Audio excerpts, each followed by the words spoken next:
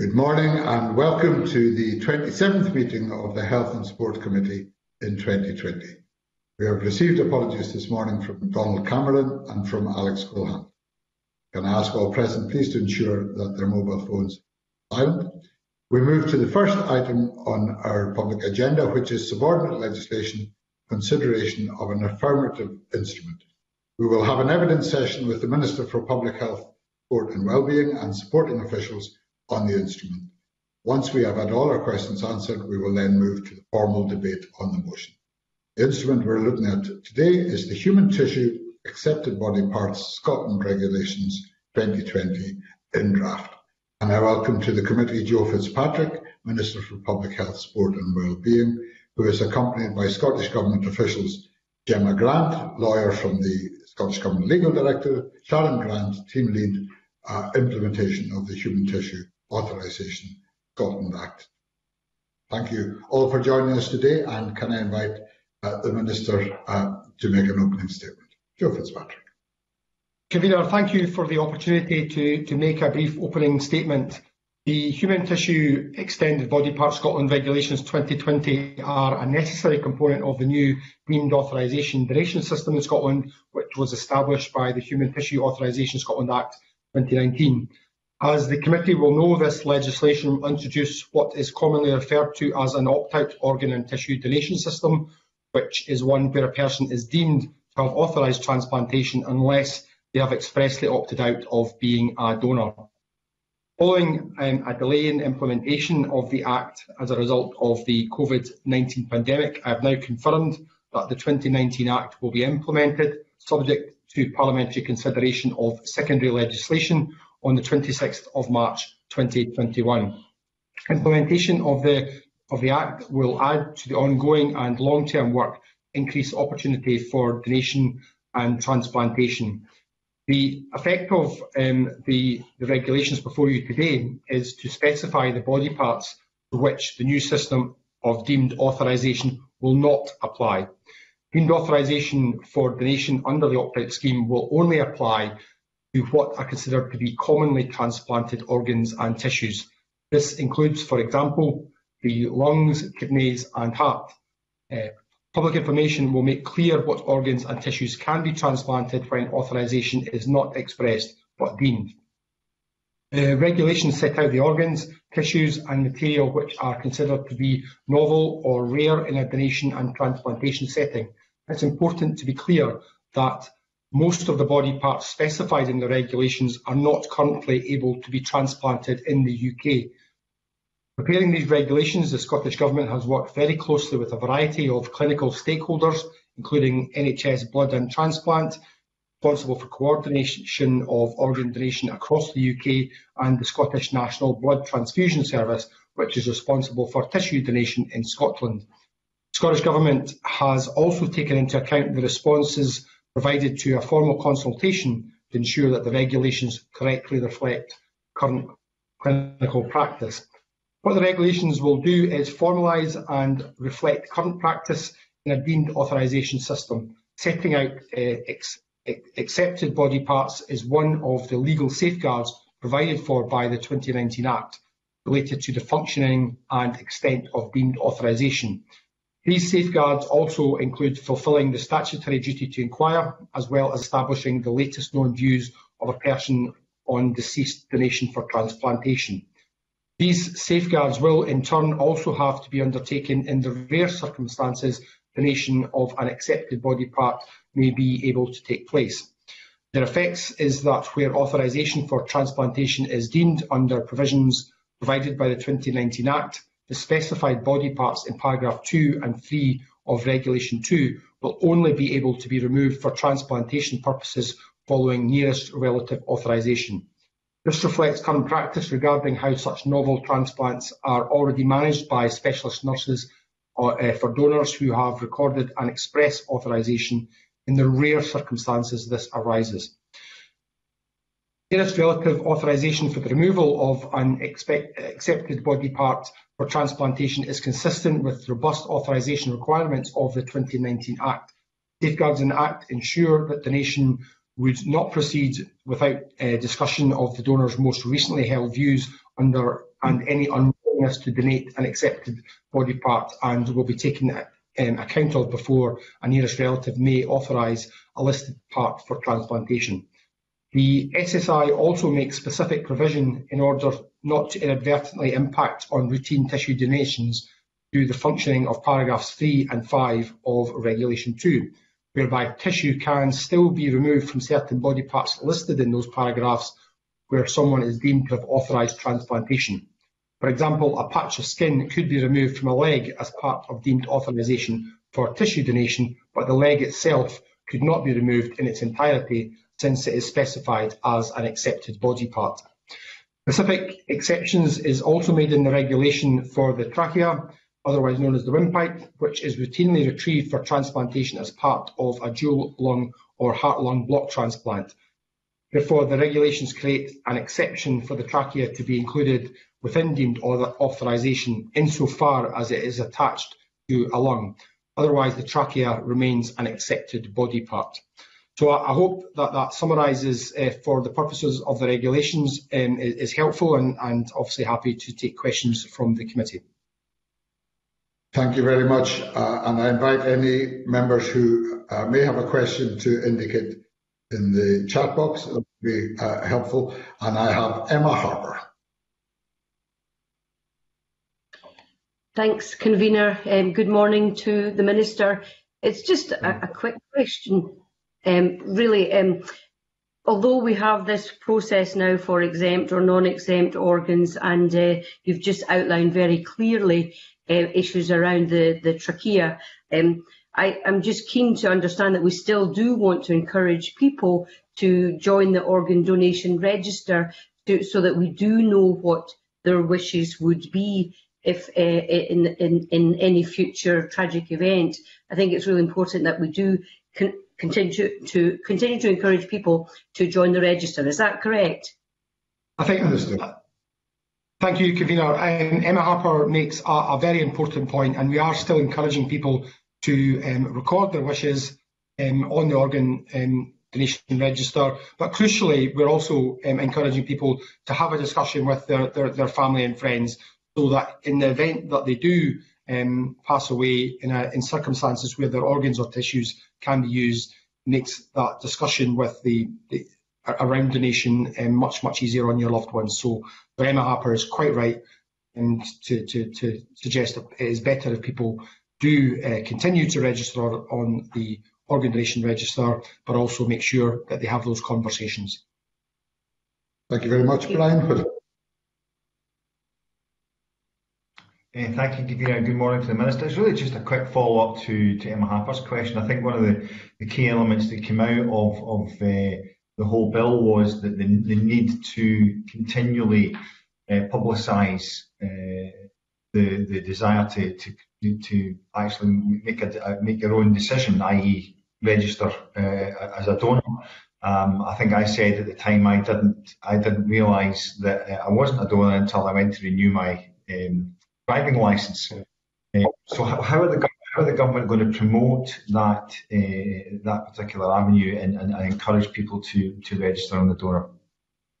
So obviously the most important thing for the government is to make sure that there is the widest possible awareness of the new regulations. So we've already started that process.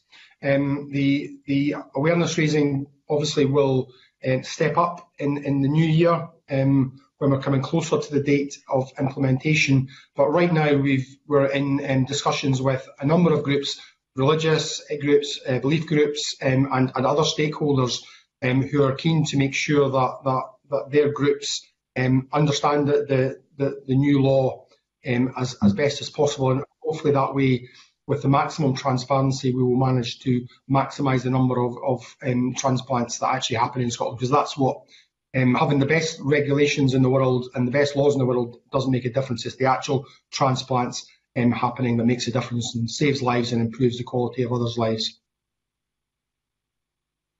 Thank you very much. And just finally on the question, just to ask the Minister if you would confirm that the responses you received to the consultation were all supportive of the approach taken in these regulations. Minister. Yeah, most of the responses to the consultation, well, it was a public consultation, so anyone could respond. So most of the responses were from experts in the field, and that's what you would expect given the nature of these regulations, and they were able to help us change the regulations. And the point I mentioned about the trachea, that was something that came from the consultation, and that exception that potentially we were, by excluding the trachea, there was a risk of making it more difficult to have those really crucial heart and lung transplants or double lung transplants. And so the engagement, particularly with that expert group, has really helped to shape this bill and its secondary legislation. Thank you very much. There are no further questions from members, so we now move to the next item on the agenda, which is the formal debate on the SSI, in which we have just taken evidence. I remind members that this is a debate. I will invite the Minister to move the motion. I will then invite members to contribute to the debate, and then the Minister to sum up. So can I invite the Minister to move motion S5M 22821? Joe Fitzpatrick. Formally moved. Thank you very much. Are there members who wish to contribute to a debate on this instrument? If there are no members who wish to make a formal contribution to the debate, we will then move to the question, if the Minister has nothing further to add. The question is that the motion S5M 22821 be approved. Are we all agreed? We are agreed. Thank you very much. That motion is therefore agreed, and we will report accordingly to Parliament. Thank you very much. We move on to agenda item number 4, which is again subordinate legislation, in this case made affirmative instruments. As in previous weeks, these regulations relate to coronavirus and international travel and are laid under section 94(1) International Travel of the Public Health Etc. Scotland Act 2008. The Act provides that such measures should be brought forward as affirmative regulations, but that the full affirmative procedure does not apply if ministers consider they need to be made urgently.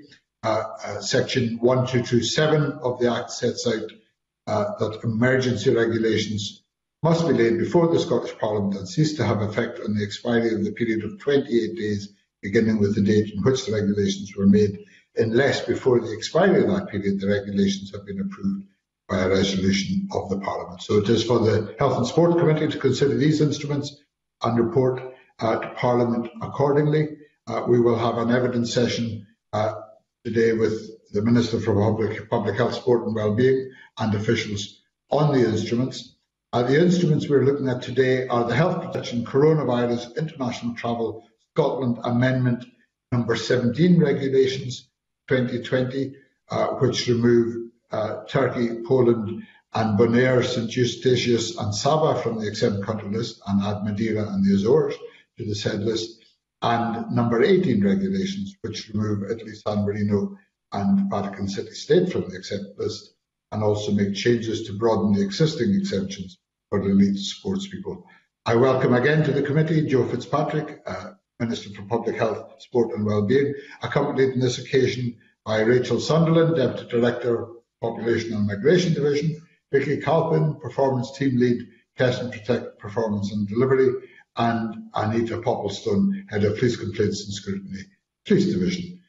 Minister, with your agreement, we will be dealing with both these instruments together, and therefore I would invite questions from members to the Minister on either or both of these instruments, and when we come to the formal proceedings, I will invite the Minister to move both motions together. In the meantime, can I ask any members who have questions on these instruments if they could indicate now? And Minister, I wonder if you would have a brief date that you could offer us on the publication of data by Public Health Scotland on these matters that we've considered in the past. Sorry, I didn't catch all of your question. I think you were asking for the data from Public Health Scotland. Was that correct? Yes. Okay, thanks. Yes, that's correct. So the latest data around the quarantine statistics were for the latest week ending the 18th of October. There were 27,340 people arriving in Scotland, 15,157 of whom were required to quarantine, and obviously all that number were contacted via email. But in addition, 3,132 were followed up by staff by the National Contact Centre. That's a significant increase and considerably above the 2,000 contacts that is our kind of rolling target. So that's the significant achievement for the call centre to have increased the contact level. Yes, indeed. Thank you very much, and that is very helpful to the committee to have that update in the numbers. I see no other questions from members at this stage, in which case we will now move to agenda items 5 and 6 inclusive, the formal debates on these made affirmative instruments on which we have just taken evidence. Members, I think, are content that we have this as a single debate, and therefore I will invite the Minister in the usual way to move the motions. We will then have an opportunity for members to contribute and then come to a conclusion. And I invite the Minister to speak to and move motions S5M 22946 and S5M 23079, both in the name of Humza Yousaf. Minister. Formally moved. Thank you very much. Can I invite any members who wish to contribute to the debate to indicate now? If there are no contributions to the formal debate, can I thank the Minister? If he has no further comments to make, I will therefore put a single question. The question is that motions S5M 22946 and S5M 23079 be approved. Are we all agreed? We are agreed. Thank you very much. That is therefore approved, and we will report accordingly to Parliament. And I thank the Minister and his officials for their attendance and input today. Thank you for that.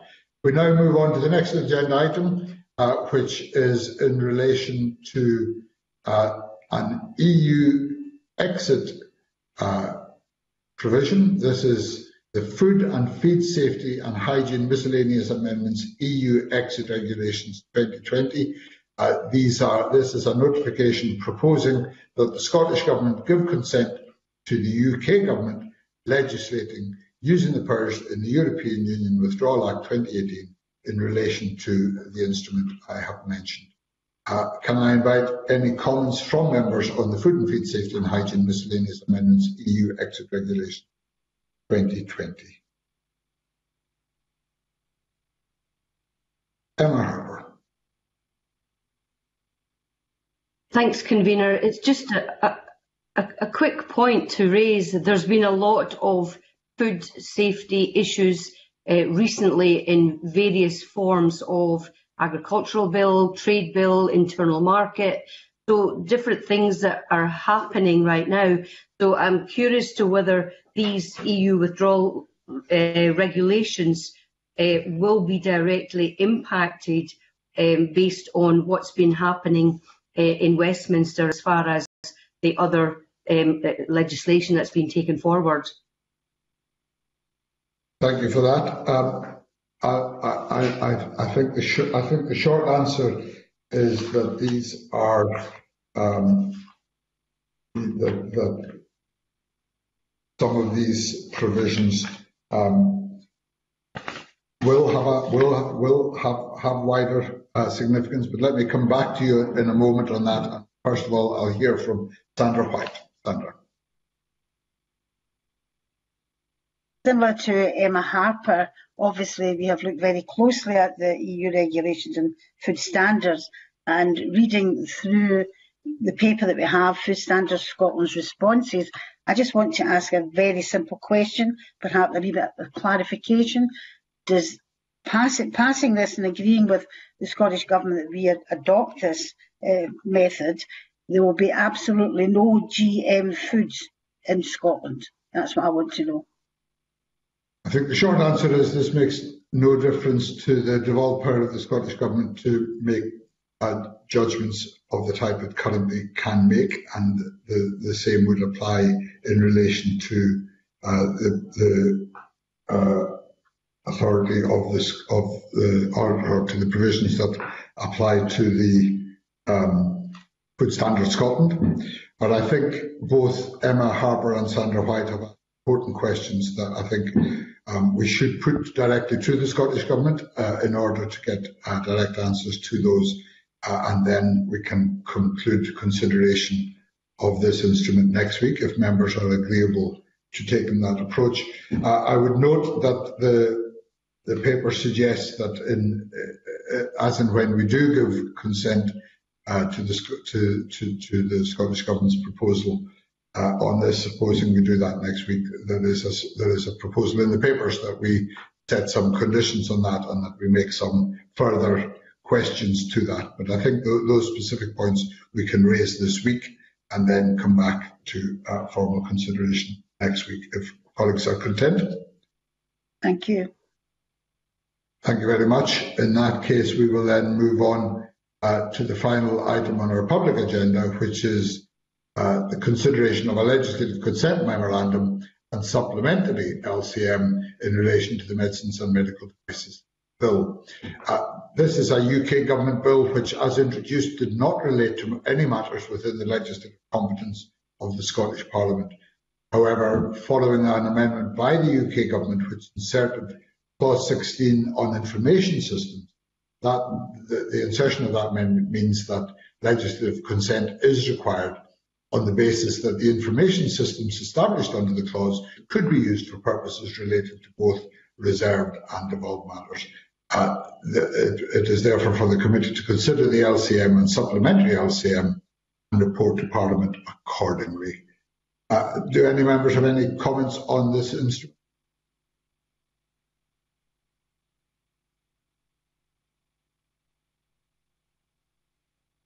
I see no comments. Are members therefore content with the LCM and supplementary LCM and with the Scottish Government's view that the Scottish Parliament should consent to the UK Parliament legislation in this area? If members are content, that is agreed, and the committee will report to Parliament on that basis. Thank you very much. We will now move into private session. I now suspend this meeting, and we will resume on a different platform in a few. Thank you very much.